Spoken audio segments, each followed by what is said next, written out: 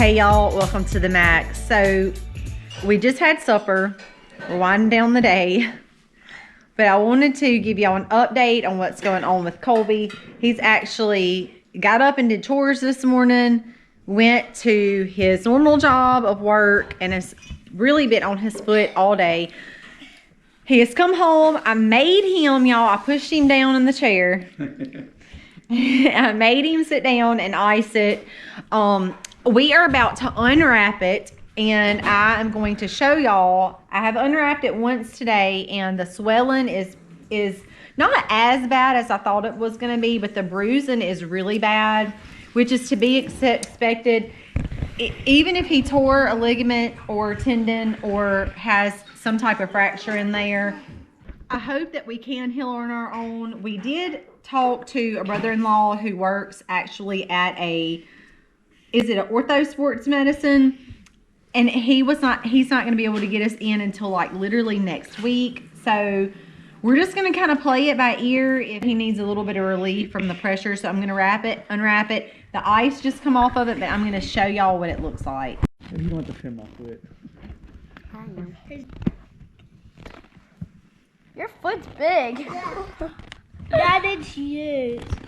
Why is it so purple? You can see the bruising, it's still really swollen, but this is the other side. It looks terrible. I've not even seen that side because I can't see. I'll send you a picture of it then. So y'all see it, all of this is swollen really bad, but you see where the worst part of the bruising is.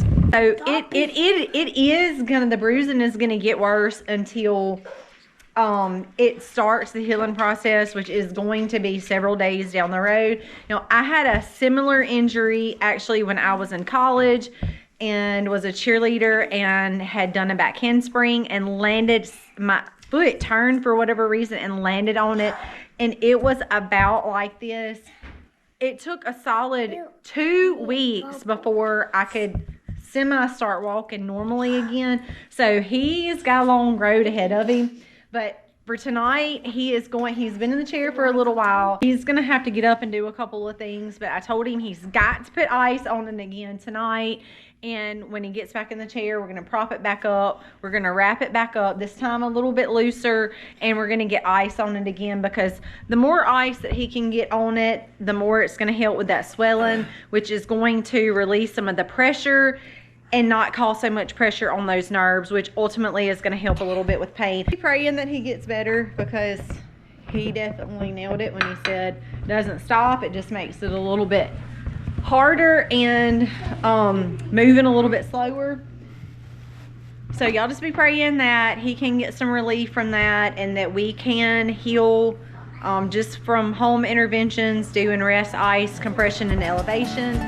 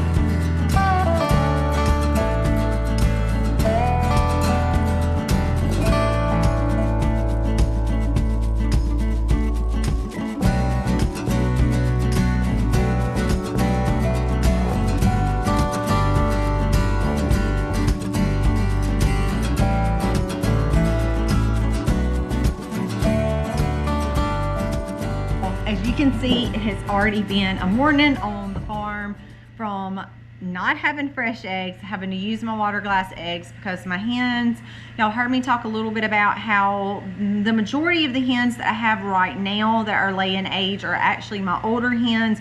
I think come next winter we won't have this problem because I have such a huge flock coming up that will be younger hens laying for next year. But we can have farmhouse eggs, even though they may not be totally fresh, they're still from the farmhouse, just put over in the water glass eggs. And if you guys haven't seen that video, be sure to check it out. I do use my water glass eggs. So the things I tell you that I'm doing, I'm actually doing. So it is so nice to have fresh milk, and that is exactly what we had for breakfast.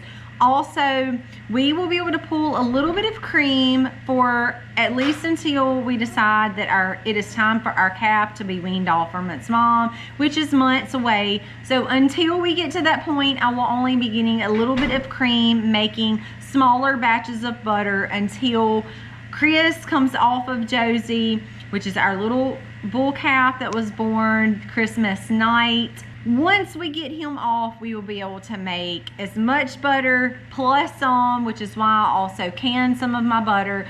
So in those lull times when we're not milking, I will still have butter. Right into the heart of the matter, and that is everything that has gone on with Colby. Now, the night that he had his injury, it was dark, it was cold, we come flying in. We just knew that he had really badly hurt his ankle.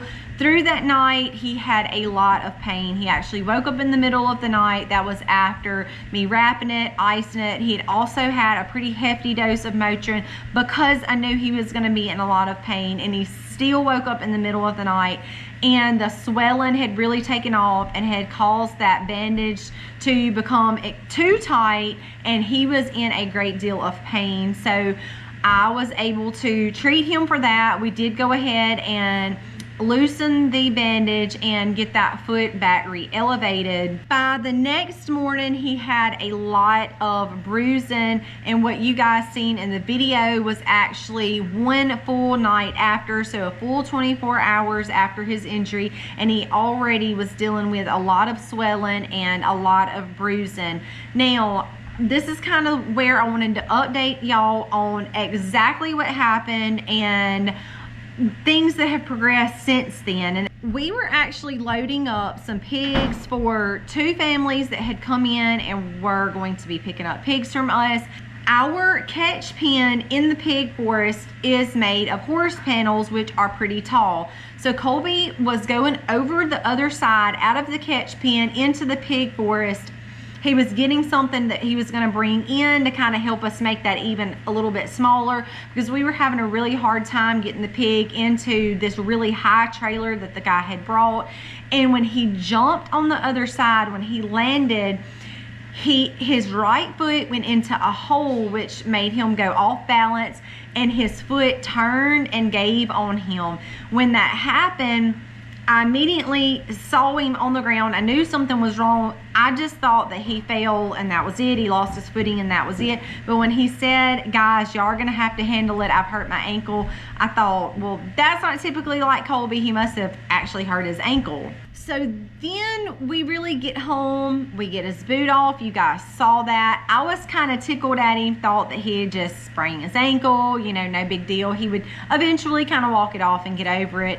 But when I saw his ankle and it was already swelling and had a little bit of bruising to it, I knew it probably wasn't going to be good, that it was more extensive than I had anticipated. So he ended up telling me that when he fell, he heard 3 pops and then had a rush of burning sensation up his leg. When he said pop, I immediately knew, you have probably torn a ligament. I just feel like that is what is going on here. Now, popping, could it be a bone that have broke or popping with the ligament? That's what I was not sure about. However, I kind of felt like it was the ligament side of it, and that's why we did the wrapping and did the elevation and icing. The next morning, we did call and talk to, we have a family member that actually works locally in an orthopedic clinic here in our town, and he was not even able to get us worked in.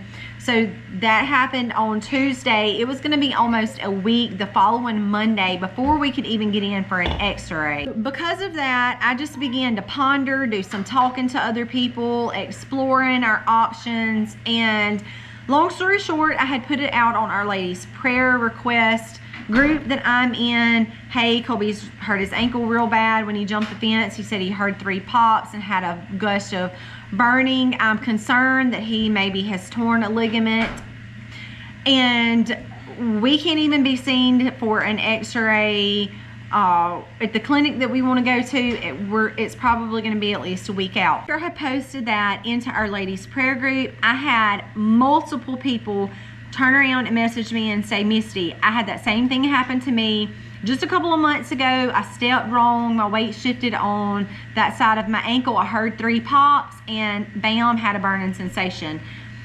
I had another lady tell me, hey, years ago, I was actually a cheerleader, sprained my ankle really bad, had 3 pops and the burning sensation. And actually one of the ladies I had ran into said, hey, my daughter is a cross-country runner. She had all 3 ligaments torn in the side of her ankle. She also had that burning sensation. So apparently this is something that happens pretty common when your ankle rolls to the side, and it's those 3 ligaments. There's apparently 3 ligaments right there, and it's apparently very common. I am a nurse by profession, which is a good thing, gives me a little bit of knowledge. However, I was not an ortho nurse. I didn't study the tendons and the ligaments and the placements in the bones in the foot and the ankle. So all that to me, that's just not what I did. I was a totally different nurse and had a totally different set of skills. So after talking with all of these people, apparently it is something pretty common that happens. Really, after asking each one of these people, y'all, it was several, I was shocked at how actually common this is, that had messaged me. Actually, one of the moms had also said, hey, this happened to my son a couple of months ago. So here was the rundown. Some were put in a boot, some were just wrapped in bandages, ace bandages, compression bandages, and that was pretty much the extent of it, along with ice.